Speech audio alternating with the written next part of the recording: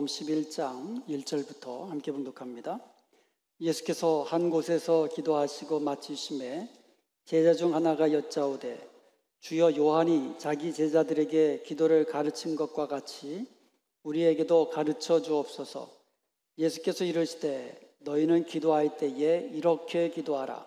아버지여 이름이 거룩히 여김을 받으시오며 나라가 임하옵시며 우리에게 날마다 일용할 양식을 주시옵고 우리가 우리에게 죄 지은 모든 사람을 용서하오니 우리 죄도 사하여 주시옵고 우리를 시험에 들게 하지 마시옵소서 하라.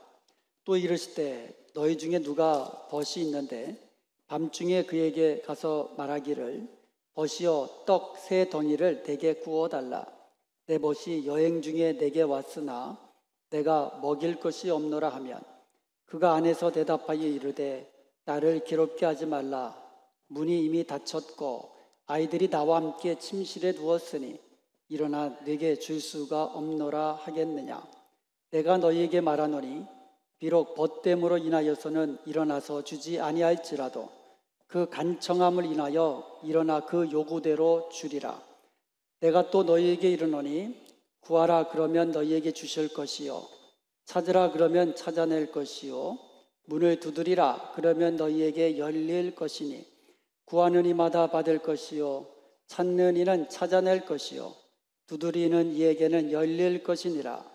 너희 중에 아버지 된 자로서 누가 아들이 생선을 달라 하는데 생선 대신에 뱀을 주며 악을 달라 하는데 정갈을 주겠느냐.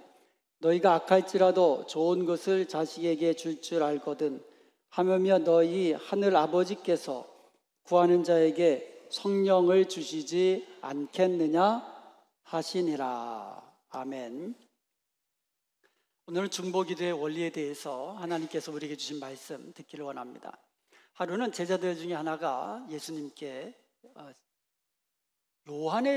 요한은 자기 제자들에게 기도를 가르쳤는데 예수님께서도 우리에게 기도를 가르쳐 주옵소서 이렇게 요청을 한 겁니다. 그러자 예수님께서 주기도문이라고 일컫는 그 기도 1절에서 4절까지 기도에 우리가 어떻게 기도해야 되는지 알려주셨습니다. 그게 주기도문이죠. 그런데 예수님께서는요 오늘 본문에 보면 기도와 관련해서 주기도문 이외에 두 가지 더 우리에게 알려주셨습니다. 5절에서 8절까지는 누구를 위하여서 어떻게 기도할 것인가, 그리고 9절에서 13절까지는 기도 응답의 확증, 우리가 기도할 때에 우리가 기도 응답 받는다는 것을 우리에게 말씀해 주셨습니다.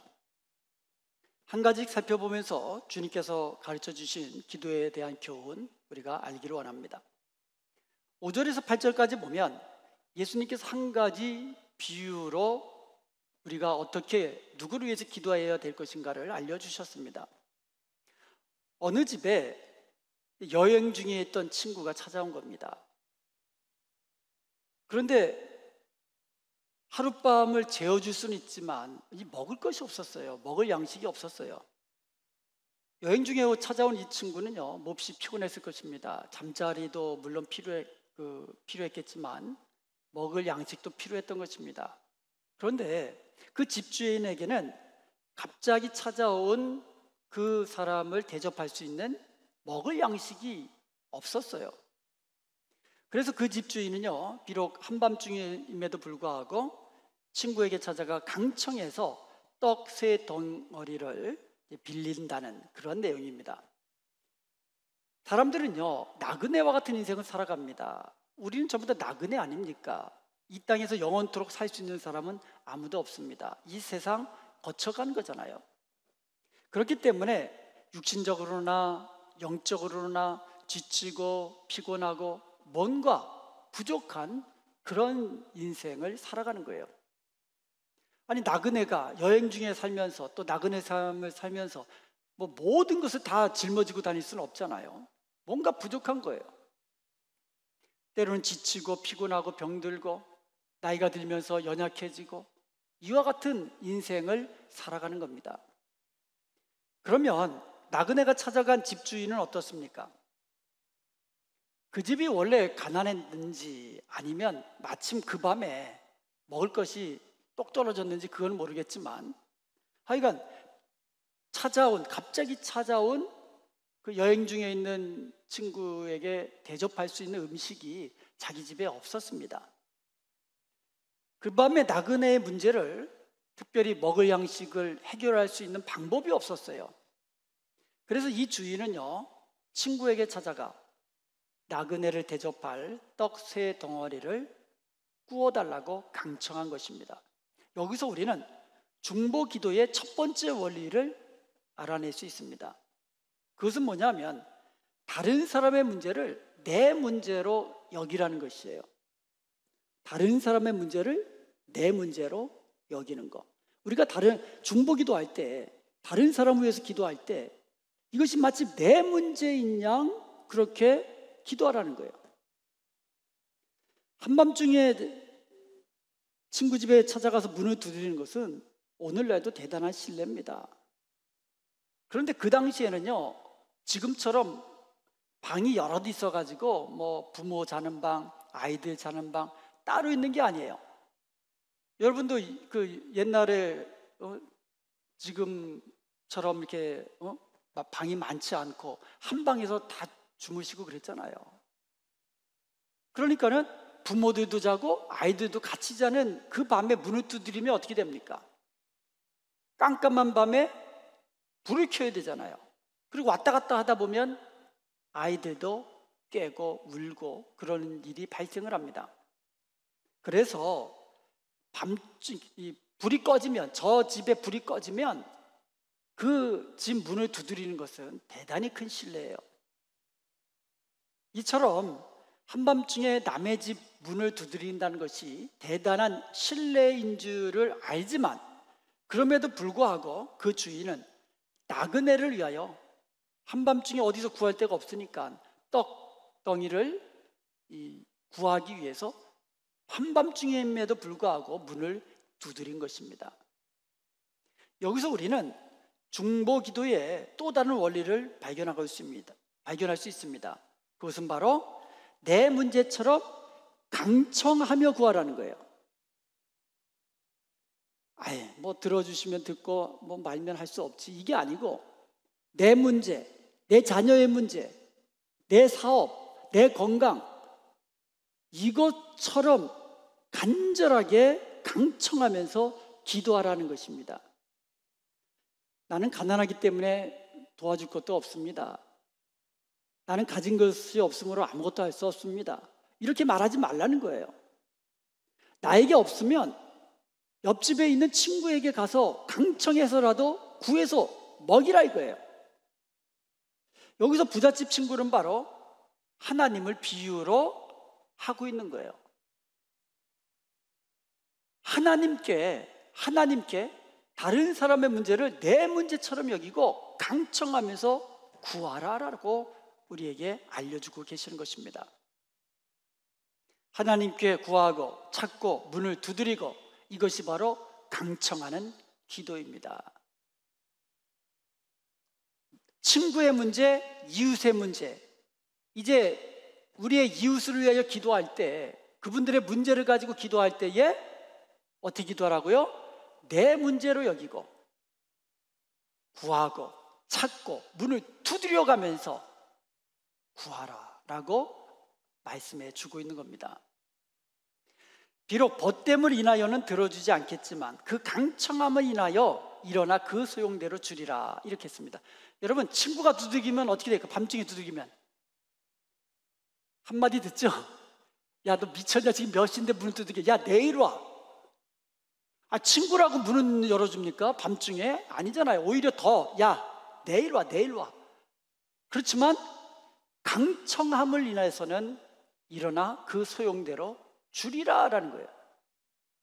친구가 문제가 아니라 강청하는 기도가 중요하다는 거예요. 그러면서 9절 이하에 보면 구하라 그리하면 너에게 주실 것이요, 찾으라 그러면 찾을 것이요, 문을 두드리라 그러면 너에게 열릴 것이니 구하는 이마다 받을 것이고 찾는 이마다 찾을 것이고 문을 두드리는 자마다 열릴 것이라고 말씀하고 있습니다. 이 말씀이 뭡니까? 응답받을 때까지 구하라라는 거예요. 찾을 때까지 찾으라는 거예요. 문이 열릴 때까지 두드리라는 겁니다. 받을 때까지 구하라라고 말씀하는 거예요. 그러니까 강청하는 기도는 뭐냐? 응답받을 때까지 부르짖으며 간구하는 거예요. 그러므로 친구의 문제를 내 문제로 알고 하나님 앞에 나아가 강청하면서 부르짖는 기도, 이것이 중보기도예요. 그런데 9절에서 13절까지 보면은요, 친구의 문제를 해결하기 위해서 강청하면서 기도하잖아요. 그러면 그 문제가 응답될 것인데, 해결될 것인데, 마지막 13절에 보면 믿는 자에게 성령을 주시지 않겠느냐라고 말씀하고 있어요. 믿고 구하는 자에게 성령을 주시겠다라는 거예요. 성령을 주시겠다고 약속하신 이유가 뭡니까? 마태복음에서는 가장 좋은 것을 주신다 그랬거든요. 그런데 누가복음에서는 성령을 주신다고 그랬어요. 그러니까 성령이 가장 좋은 것이라는 거예요. 구하는 자가 얻을 수 있는 것 중에 가장 좋은 것이 성령이라는 겁니다. 그렇다면 왜 성령을 주시겠다고 말씀하고 있겠습니까? 성령님은 보증의 영이기 때문에 그래요. 보증하는 영. 고린도후서 1장 22절에 보면 그가 또한 우리에게 인치시고 보증으로 우리 마음에 성령을 주셨느니라. 하나님께서 우리에게 구원을 허락해 주셨습니다. 은혜를 주셨습니다. 그런데 우리가 받은 그 구원을 누가 보증을 쓰셨어요? 성령님이 보증 쓰셨다라는 거예요. 그 얘기는 뭡니까? 우리가 하나님께 받은 구원은 확실하다라는 거예요. 깨어지지 않는다라는 거예요. 그렇기 때문에 우리의 구원은 확실한 것입니다. 성령님은요, 우리의 마음속에 계시면서 우리가 하나님의 자녀인 것을 확증시켜 주십니다. 그래서 우리가 하나님을 아바, 아버지라고 부르게 하시는 거예요. 우리가 기도할 때에 하나님 아버지하고 부르잖아요. 기도하잖아요. 그렇게 성령께서 우리 마음속에 계셔서 우리가 하나님의 자녀인 것을 확증시켜 주시기 때문에 그래요. 우리가 하나님의 자녀인 것을 어떻게 알 수 있습니까? 우리 마음에 계신 성령께서 알려주시고 또 가르쳐 주시고 깨닫게 해주시고 진리로 인도하시니까 우리가 하나님의 자녀인 것을 알게 되는 것이에요. 성령이 아니고는 하나님을 아버지라고 부를 수 있는 사람이 어디 있겠습니까? 그뿐만 아닙니다. 성령님은 기도의 영 자체입니다. 로마서 8장 26절에 보면 이와 같이 성령도 우리의 연약함을 도우시나니, 성령께서 우리의 연약함을 돕는 방법이 여러 가지 있습니다. 그 중에 하나가 우리는 마땅히 기도할 바를 알지 못하나 오직 성령이 말할 수 없는 탄식으로 우리를 위하여 친히 간구하시느니라. 성령께서 말할 수 없는 탄식으로 우리를 위하여 대신 친히 하나님 아버지께 간구하는 것, 이것이 성령께서 우리가 연약할 때 도우시는 방법 중에 하나라는 거예요. 자, 그러면 우리를 위하여 친히 성령께서 간구하신다고 그랬어요. 그런데 그 다음 27절에 보면 마음을 살피시는 이가 성령의 생각을 아시나니 이는 성령이 하나님의 뜻대로 성도를 위하여 간구하심이니라. 성령께서는요, 하나님의 마음, 하나님 아버지의 마음을 잘 알고 계세요. 그렇기 때문에 그 하나님의 뜻대로 우리를 위하여 기도하시는 거예요. 그래서 성령께서 우리를 위하여 간구하시는 기도는 그대로 이루어지는 거예요. 우리를 위하여 기도하시지만 또한 하나님의 마음과 합하게 기도하시기 때문에 그래요. 그러므로 우리가 구할 때에 하나님 아버지께서 성령을 주시겠다고 약속하시는 것은 하나님께서 우리의 기도를 들으시고 반드시 응답하시겠다는 약속의 말씀인 것입니다. 끝으로 우리가 중보기도할 때는요, 먼저 사랑의 마음을 가져야만 합니다. 그래서 중보기도의 세 번째 원리는 사랑의 마음을 가지는 것입니다. 중보기도는요, 친구의 문제를 짊어지고 하나님 앞에 나아가 간절히 부르짖으며 기도하는 거예요. 이게 쉽겠습니까? 아니, 내 자녀를 위해서 부르짖는 것도 힘든데, 내 문제를 가지고 기도하는 것도 힘든데, 내 건강을 위하여서 간절히 눈물로 기도하는 것도 힘든데, 우리 주위에 문제 있는 다른 사람들을 대신해서 그렇게 간절히 내가 어떻게 기도할 수 있겠습니까? 이게 쉽지 않은 문제예요. 그래서 사랑의 마음이 필요한 것입니다. 사랑이 있으면 그렇게 사랑의 수고를 할 수 있는 거예요. 여러분, 다른 사람의 문제를 내 문제를 여기고 하나님 앞에 간절히 기도하는 거, 이것 또한 사랑의 수고예요. 사랑이 있기 때문에 행하는 수고입니다. 그러므로 우리가 먼저 사랑의 마음을 가져야 되는 거예요. 병든 자를 위해서 우리는 기도해야 됩니다. 교회 안에 우리의 기도와 우리의 도움이 필요한 다른 사람들을 위해서, 다른 성도들을 위해서 우리는 기도해야만 합니다. 이것이 사랑의 수고입니다. 이렇게 우리가 다른 사람의 문제를 내 문제를 여기고 하나님 앞에 나와 강청하며 사랑의 마음을 가지고 부르짖으며 기도할 때에 하나님은 반드시 응답하시는 것을 믿으시기 바랍니다. 그래서 성령을 선물로 우리에게 주신다고 약속하시는 거예요. 반드시 들어주시겠다는 뜻입니다. 특히 우리는 지금 영혼 구원을 위해서 또한 기도해야만 합니다. 아마 우리가 다른 사람을 위해서 기도하는 사랑의 수고 가운데 아마 제일 큰 하나님이 기뻐하시는 것은 아마 영혼 구원을 위하여 우리가 드리는 눈물의 기도일 것입니다. 잃어버린 영혼을 불쌍히 여기시는 주님의 마음, 그 불쌍히 여기시는 마음, 사랑의 마음을 가지고 잃어버린 영혼을 위하여 기도하십시오. 이것이 주님이 품으셨던 긍휼의 마음입니다. 마태복음 9장 35절에 보면 예수님께서 모든 도시, 모든 마을에 두루 다니시면서 그들의 회당에서 가르치셨고 천국 복음을 전파하셨고 모든 병과 모든 약한 것을 고치셨다 말씀하고 있어요. 그러니까 예수님의 사역, 크게 예수님의 사역 그러면 세 가지로 요약할 수 있어요. 가르치시고 복음을 전파하시고 병든 자를 고치시고, 세 가지 사역이 가장 큰 대표적인 사역입니다. 그런데 이런 사역은 무엇이 동기가 됐느냐 이거예요. 그게 바로 마태복음 9장 36절 그 다음 절에 나옵니다. 무리를 보시고 불쌍히 여기시니 이는 그들이 목자 없는 양과 같이 고생하며 기진함이라. 그러니까 예수님께서 이 땅에 오셔서 특별히 공생애 동안 모든 사역의 동기는 불쌍히 여기는 마음이에요. 불쌍히 여기는 마음. 불쌍히 여기셔서 그들을 이게 말씀을 가르치셨고 저들에게 불쌍히 여기셔서 저들의 영혼을 구원하시기 위하여 천국 복음을 전파하셨고, 그뿐만 아니라 병으로 인하여 또 악한 영에 사로잡혀 고통당하는 자들을 불쌍히 여기셔서 고쳐주셨다라는 거예요. 여기서 불쌍히 여기셨다, 불쌍히 여기다라는 말의 헬라어, 이것은 스플랭크니조마이라고 합니다. 이 단어는 복음서에만 12번 사용됐어요. 그래서 불쌍히 여기다, 민망히 여기시다 이렇게 번역이 됐습니다. 이 말은요, 내장이, 그러니까 그 inward part라는 말은 이제 내장 기관이거든요.